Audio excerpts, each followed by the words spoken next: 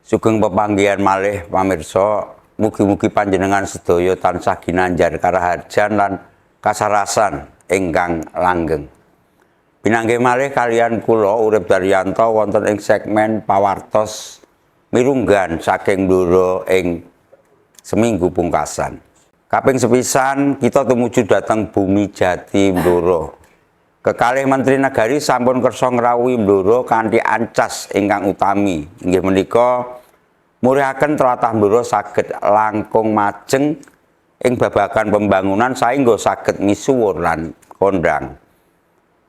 Pamirsa ingkang kinurmatan, ngenani dinten miyosan Blora ingkang kaping 276, Kyai Bisma minangka senden utawi tokoh baku ingkang badhe nderek maring pambiyantu tumrap krida menika supados Blora saged langkung misuwur utawi kawentar. Kados pundi lampah utawi cara kekalih menteri menika anggenipun badhe nindakaken sarta menapa kemawon babagan ingkang dipun rembak nalika wonten ing Blora, sedaya badhe kita pratelakaken kanthi gamblang ing pawartos saking Blora menika. Nggih menika pawartos ingkang kedadosan ing tlatah Blora salebetipun seminggu pungkasan.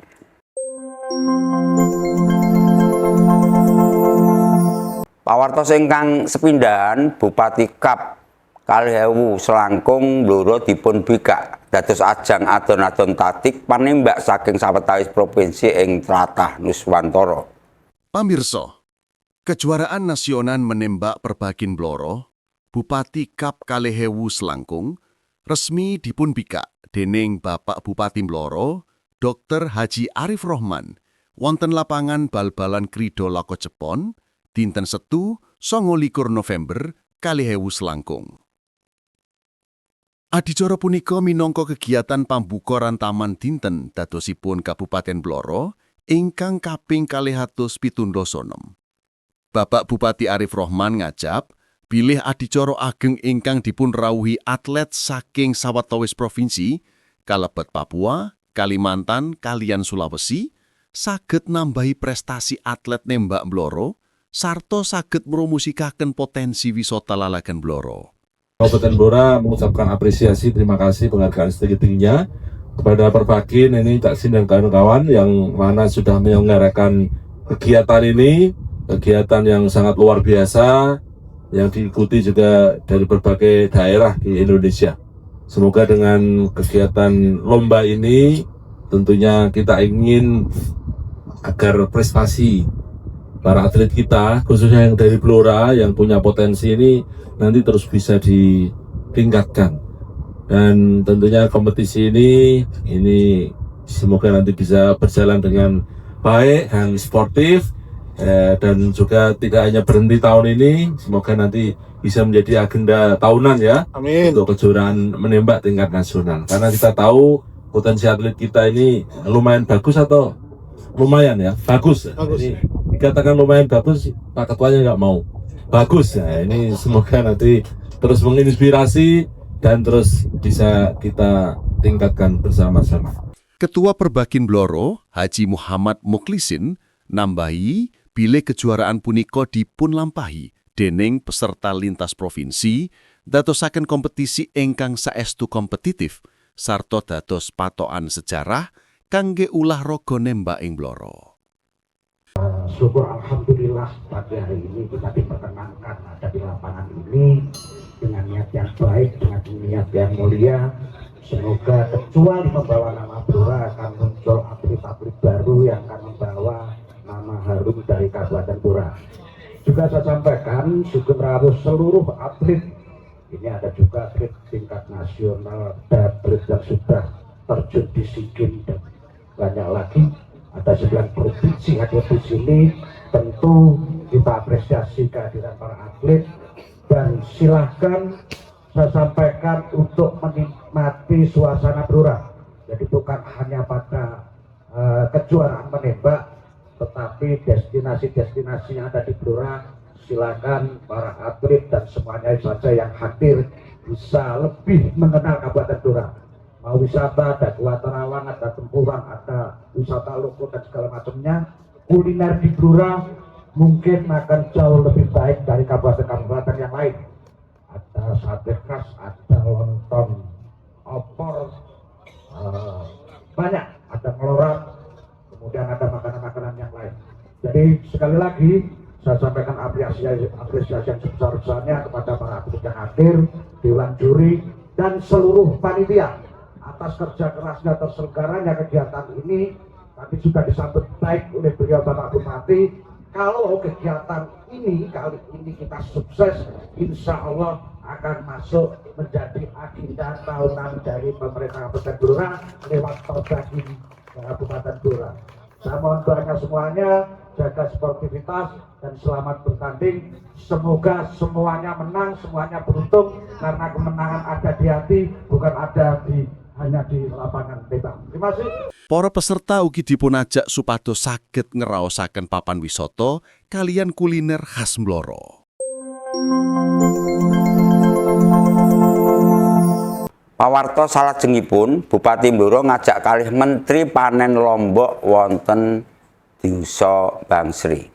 Pamirsa, Bupati Blora, Dr. Haji Arif Rohman, ngajak Menteri Imigrasi lan Pemasyarakatan, Jenderal Polisi Purnawirawan Dr. Andes Agus Andrianto, sarta Menteri PPN, Kepala Bappenas, Profesor Dr. Rahmat Pambudi, supados panen lombok wonten Dusun Bangsri, Kecamatan Jepon, dinten Setu 29 November kalihewu selangkung.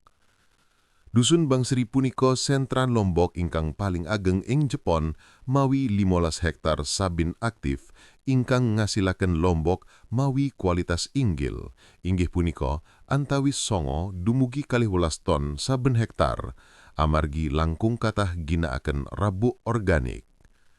Bupati Arif negesaken bilih nyataken sektor hortikultura punika saged jumbuh kalian panggenan swasembada kalian katahanan pangan nasional. Kalih menteri ngaturaken pangalembono dumateng potensi Blora sarta niat badhe nyengkuyung pangembangan tetanen ing laladan punika. Menteri Bappenas paring janji badhe wonten intervensi rancangan ingkang langkung kiat kangge kawasan hortikultura.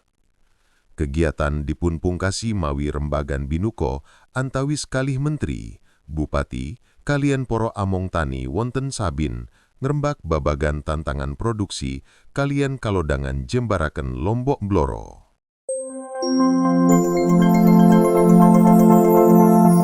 Tasih ngenani rawuhipun kalih menteri wonten Blora, pamirsa, Menteri Imigrasi lan Bappenas niteni papan kantor imigrasi Blora badhe enggal dipun yasa.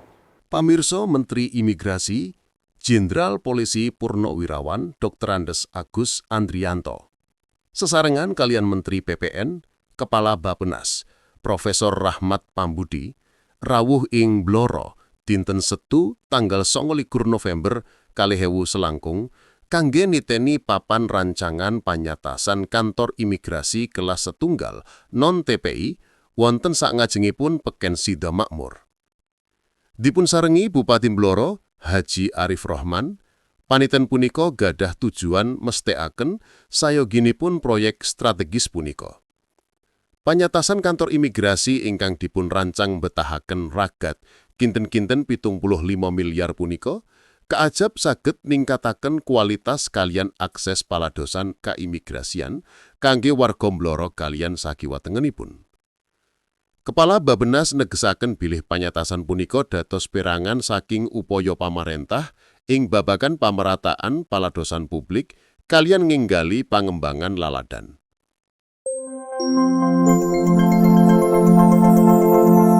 Pawarta salajengipun Kepala Bappenas niteni proyek strategis APBN ing tlatah Blora.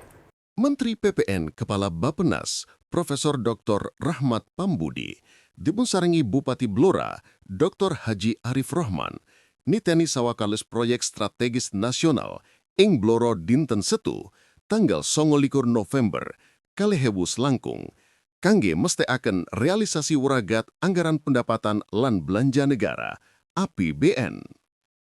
Proyek ingkang dipun piteni kalebat ruas margi Inpres Keser, Landitan, Tunjungan, kemajengan 70%, uragat 26,71 miliar rupiah. Rehabilitasi Peken Ngawen, alokasi anggaranipun 30 miliar rupiah. Proyek Bendungan Cabean, total uragatipun 499 miliar rupiah. Menteri Rahmat negesaken, bilih rawuh puniko gadah tujuan mirsani langsung pangguinan uragat Inpres, mliginipun kangge infrastruktur margi, sarta mesteaken pamerataan pembangunan. Bupati Arif Rohman ngaturaken panuwun kangge panyengkuyung APBN meh 100 miliar rupiah kangge margi Inpres Blora tahun puniko, ingkang kaajab saged ngenggali perputaran ekonomi, sarta paring paedah ageng kangge warga, mliginipun among tani. Malih-malih ing babagan rawuhipun kalih Menteri Kabinet wonten Blora pawartos kalih Menteri nyengkuyung ketahanan pangan lan pertanian organik badhe mernani pawartos saking Blora medio 7 Desember 2026. Pamirsa, Bupati Blora Dr. Haji Arif Rohman nyambut rawuhipun Menteri Imigrasi lan Pemasyarakatan IMIPAS Agus Andrianto kalian Menteri PPN Kepala Bappenas Rahmat Pambudi wonten kunjungan damel dinten Setu 29 November 2000 selangkung. Kunjungan punika fokus dumateng pembangunan laladan utawi daerah, sasampunipun niteni proyek strategis kados calon kantor imigrasi kalian Bendungan Cabean. Wonten pepanggihan punika, Bupati Arif Rohman negesaken wigatinipun sektor katahanan pangan jumbuh kalian dawuhipun Bapak Presiden. Nginget bilih Blora punika ngasilaken pantun kalimo kalian jagung kalih ingkang paling ageng ing Jawi Tengah. Bupati nyataaken ambisi laladanipun badhe dados kabupaten organik sarta ningkataken karaharjan among tani lumantar harmonisasi Pemda, TNI kalian Polri. Bapak Menteri nyataaken panyangkuyung jangkep. Bapak Menteri ini pas negesaken kolaborasi pamarentah swasta warga dene Menteri Bappenas ingkang ngaku gadah gatukan emosional kalian Blora, nyorat potensi bonus demografi Blora minangka kakuatan utami kangge gayuh ancas pembangunan.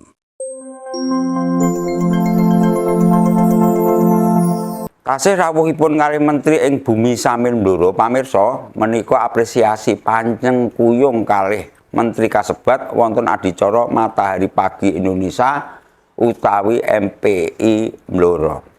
Pamirsa, Bupati Blora Dr. Haji Arif Rohman ngaturaken pangalembono dumateng Bapak Menteri Imigrasi lan Pamasyarakatan IMIPAS Jenderal Pol Agus Andrianto, Ketuan Majelis Penasehat MPI kalian Bapak Menteri Bappenas Rahmat Pambudi wonten adicara manifesto MPI Jawi Tengah ing Blora dinten Setu 29 November 2000 selangkung.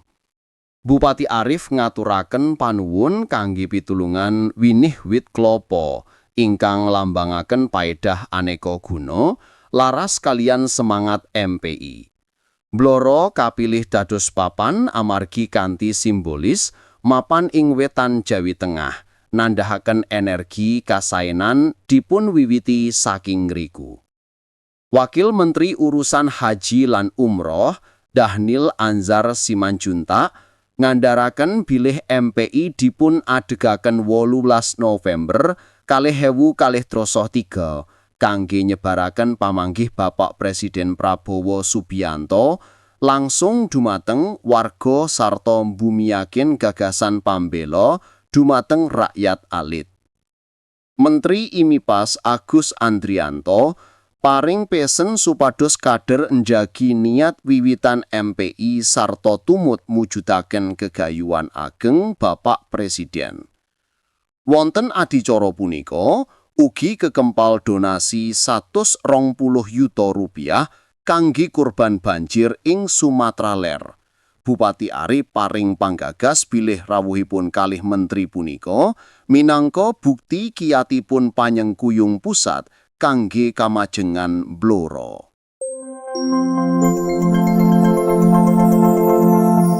Gantos pawartos ngenani PKK Blora, Pamirsa, PKK Blora dipun alembono minangka mitra strategis pembangunan laladan utawi daerah. Pamirsa, paraga PKK Kabupaten Blora minangka mitra strategis pembangunan laladan dipun alembano dening Wakil Bupati Hajah Sri Setyarini rikala buka puncak pengetan Dinten Kesatuan Gerak HKG PKK ingkang kaping 53 ing tingkat Kabupaten Blora dinten Senin 1 Desember 2020.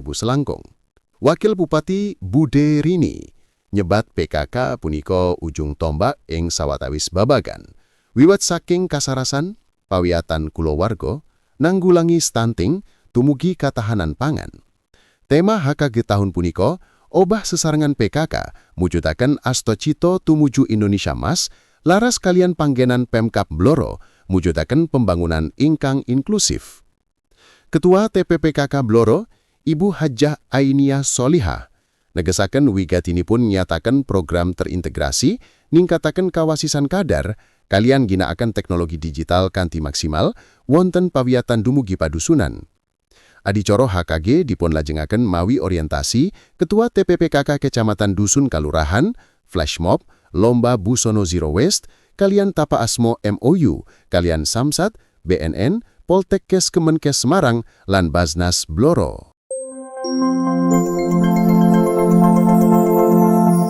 Pawartos pengetan dinten Ait sedonya wonten sekretariat daerah Blora Wabub Blora Hajah Sri Setyarini ngengetaken penanggulangan HIV AIDS mboten kenging kendho peladosan kedah transformasi. Pamirsa, Wakil Bupati Blora Hajah Sri Setyarini Bude Rini ngerawuhi pengetan dinten AIDS sedunya wonten sekretariat daerah dinten Senin 1 Desember 2020 selangkung. Ngangkat tema nasional sesarengan ngadepi owah-owahan jagi kalanggengan paladosan HIV AIDS Blora supados langkung giat, inklusif serta bebas stigma diskriminasi. Doto nedakaken cengkelan kiranging kasus ing Blora saking 213 kasus ing taun 2022 dados 145 kasus ing taun 2000 selangkung kanthi 58% kasus ing yuswa produktif. Angka-angka punika paring pesen cetha bilih pananggulangan HIV boten kenging kendha. Ngentikanipun sinambi nyengkuyung ngiyataken pangawasan, edukasi, deteksi dini kalian kolaborasi lintas sektor. Sami-sami, Ketua TPPKK Blora, Hajah Ainia Syalikah, wonten kalodhangan ingkang sami, ngajak para penyintas supados tetep kiat lan ngajab.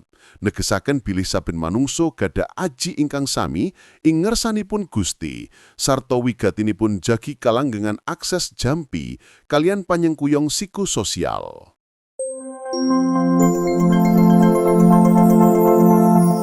Tasih wonten ing pawartos saking Blora pamirsa lan Perda APBD Blora 2026 dipun sarujuki fokus optimalisasi PAD lan margi. Inggih rancangan peraturan daerah ran Perda APBD Kabupaten Blora taun 2026 sampun dipun sarujuki sesarengan dening Pemkab Blora kalian DPRD wonten rapat paripurna dinten Minggu 30 November 2020 selangkung. Wonten wangsulanipun, Bupati Haji Arif Rohman ngakeni wontenipun kirangipun transfer dhateng laladan utawi TKD saking pusat ing taun 2026 pramila perlu wonten langkah jumbuh. Nanggapi pamanggih fraksi, Bupati Arif nyatakaken fokus strategis Pemkab inggih punika optimalisasi pendapatan asli daerah PAD, kalebet optimalisasi pajak kalian potensi saking sektor migas sarta BUMD energi. Infrastruktur margi. Dan margi ingkang dereng rampung badhe dipun upayaaken lumantar skema pinjaman laladan kalian usulan malih lumantar Inpres margi laladan ing taun 2026. Kinerja lan profesionalitas ASN badhe dipun evaluasi sarta dipun ajengaken. Sektor tetanen, nyataken panyawisan pirantos tetanen kalian pangembangan agroindustri. Bupati Arif Rohman ngaturaken pangalembono dumateng sinergi DPRD sarta ngajab sedaya proses APBD kalih ewu 26 saged enggal dipun evaluasi dening gubernur lan lumampah kanthi sae.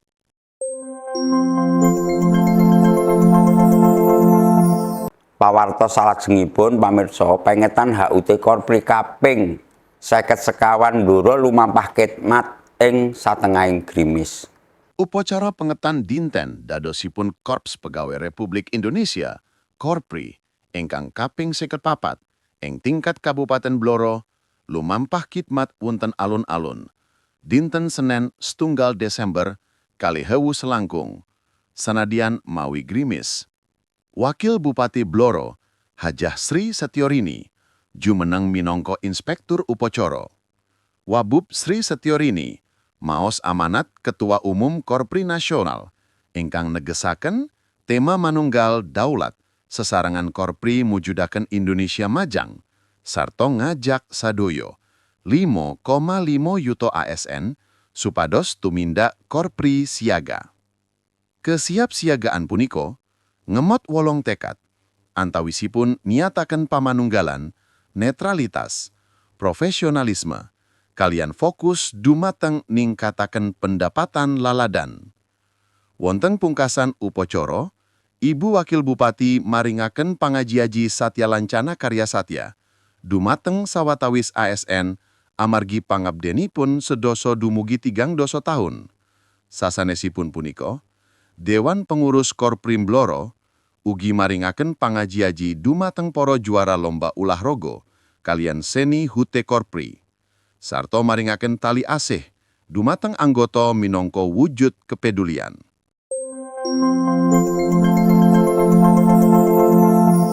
Pawartos salajengipun alhamdulillah wulan dana PMI Blora 2019 nembus 1,39 miliar rupiah. Pamirsa, Palang Merah Indonesia PMI Kabupaten Blora nyatet paningkatan saking wulan dana PMI tahun 2019 kanthi total donasi dumugi 1,300,900 juta langkung. Ketua Umum Wulan Dana PMI Kalihau-Selangkung Kapolres Mloro Andi Susanto kalian Ketua PMI Mloro Sutikno Slamet ngaturaken pangalembono dumateng kasuksesan kekempalan dana punika.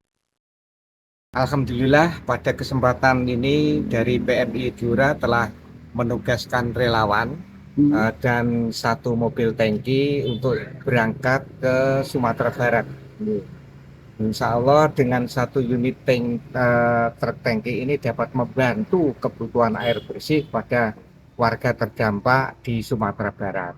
Himbauan dari PMI Provinsi bergabung dengan kabupaten kota se-Jawa Tengah.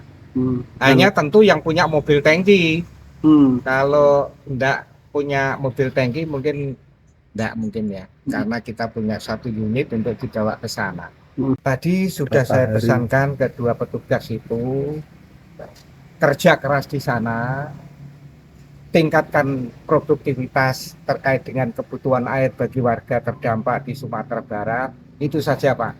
Sampaikan niat kita menolong dan melaksanakan tugas-tugas kemanusiaan. 15 hari. 15 hari. Ini 5.000 liter. Wakil Bupati Mloro Hajah Sri Setiorini ngaturaken panuwun dumateng warga sarta negesaken bilih dana ingkang kekempal kedah dipun kelola kanthi saged dipun pitanggung-jawabaken efisien kalian efektif kangge program prioritas kamanungsaan. Ibu Wabub ugi nyuwun PMI supados tansah sinergi kalian PPPD kalian Dinsos P3A kangge ngadepi puncak mangsa Jawa ingkang kaajab kalampahan ing wulan Januari dumugi Februari 2026.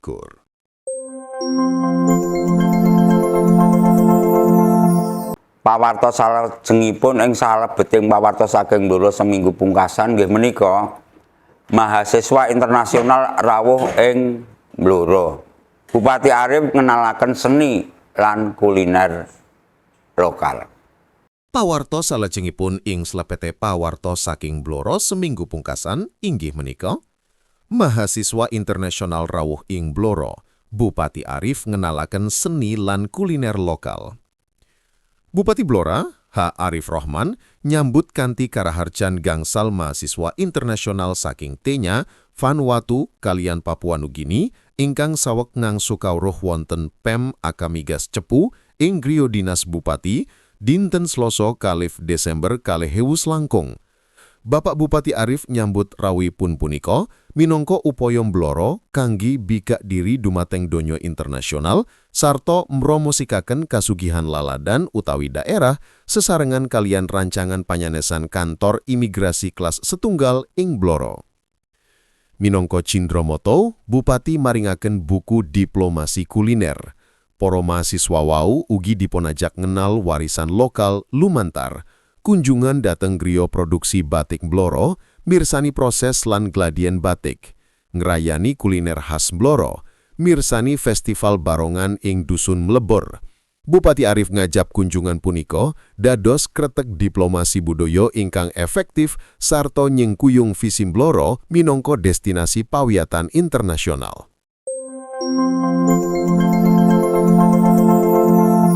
Jelang dinten dadosipun kaping 276 Pemkab Blora nglampahi jamasan pusaka.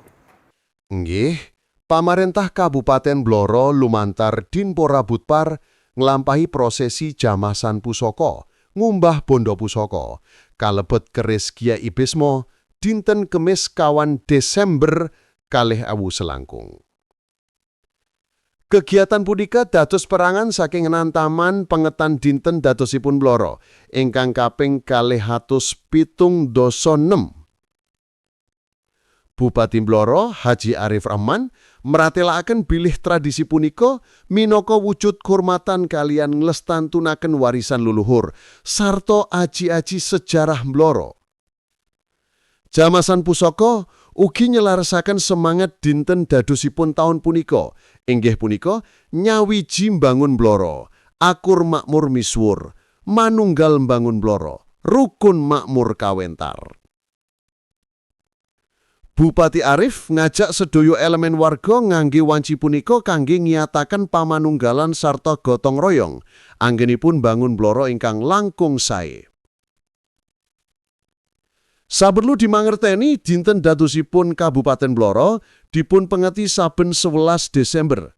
Sasampunipun jamasan dalunipun badhe dipun lajengaken kalian kirab pusaka kanthi topa bisu lan temu gelang.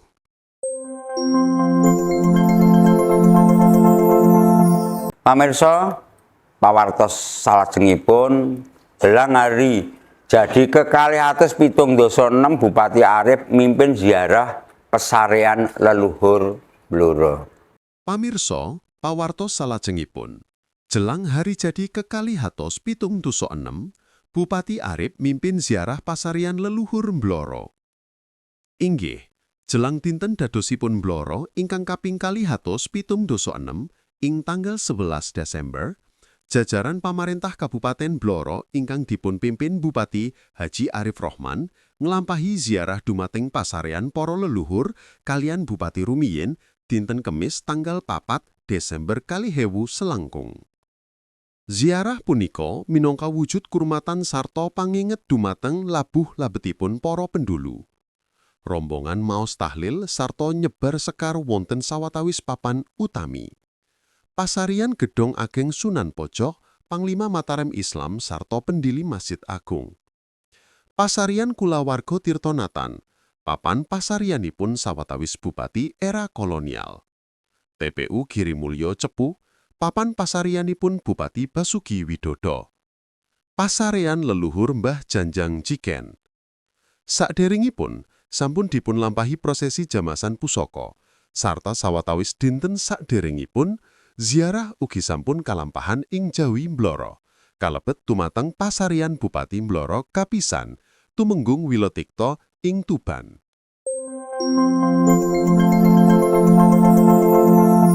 Pawartos salajengipun alhamdulillah kirab temu gelang pusaka Kyai Bisma lumampah khidmat mawi topo bisu. Tradisi tahunan kirap temu gelang pusaka Kris Kiai Bismo dipun wontenaken kanthi khidmat kangge nyamut dinten dadosipun ke 276 Kabupaten Blora ing dinten Kemis Kliwon dalu Jemuah Legi tanggal 4 Desember 2000 selangkung. Kirap punika dipun lepas dening Bupati Mloro Haji Arif Rohman saking Pendopo Kabupaten kinten-kinten jam 3:30 WIB. Sedaya peserta kalebet Forkopimda, Kepala OPD, Camat, lan Lurah tumut prosesi mawi laku topo bisu mlampah kanthi anteng tanpa wicantenan sinambi nedonga. Duwung Kiai Bismo kalian bondo pusaka sanesipun dipun kirap ngubengi griya dinas Bupati kalian Wakil Bupati. Bupati Arif Rohman ngandharaken bilih kirap punika minangka upaya nglestarekaken budaya leluhur sarta nyuwun karaharjan kalian berkah kangge Blora jumbuh kalian tema dinten dadosipun taun punika. Nyawiji mangun Blora, akur makmur misuwur, manunggal mangun Blora, rukun makmur kawentar.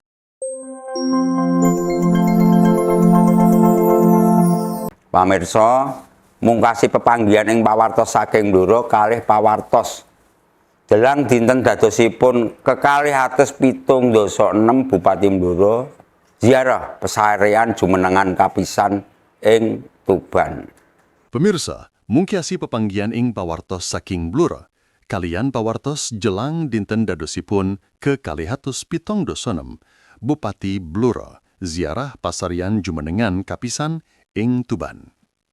Rantaman pengetan dinten dadosipun Blora ingkang kaping 276 dipun wernani mawi ziarah dumateng pasarian Tumenggung Wilotikto ing pasarian Citro Soman, Tuban, Jawi Wetan dinten Jemuah gangsal Desember 2000 selangkung.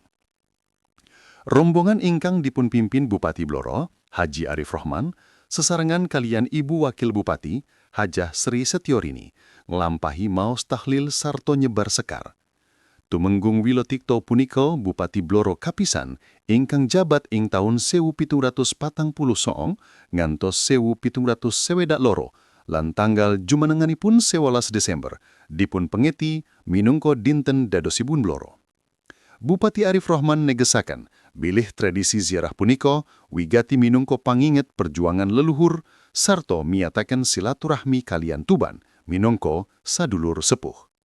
Sasampunipun ziarah, rombongan dipun tampi dening Wakil Bupati Tuban, Dr. Andes Joko Sarwono, kangge nyataken komunikasi kalian kerjasama antawis laladan utawi tapel wates. Para pamirsa ingkang tansah kinurmatan mekaten menggah pawartos wigati saking tlatah Blora seminggu pungkasan. Ngengingi lampahipun pangupaya mujudaken Blora ingkang langkung misuwur utawi kondang langkung wiyar. Kiai Bismo ingkang tansah kecathet minangka senden tokoh sentral tumrap krida utawi ancas ingkang dipun gayuh punapa malih kanthi rawuhipun kalih menteri ing Blora. Sansaya damel kukuh lan mantep pamawas bilih Blora badhe saged ngrembaka langkung majeng serta kawentar ing manca raja. Pamirsa, mugi-mugi karawuhipun para pejabat inggil saged andhawahi daya kangge mujudaken Blora ingkang adiluhung.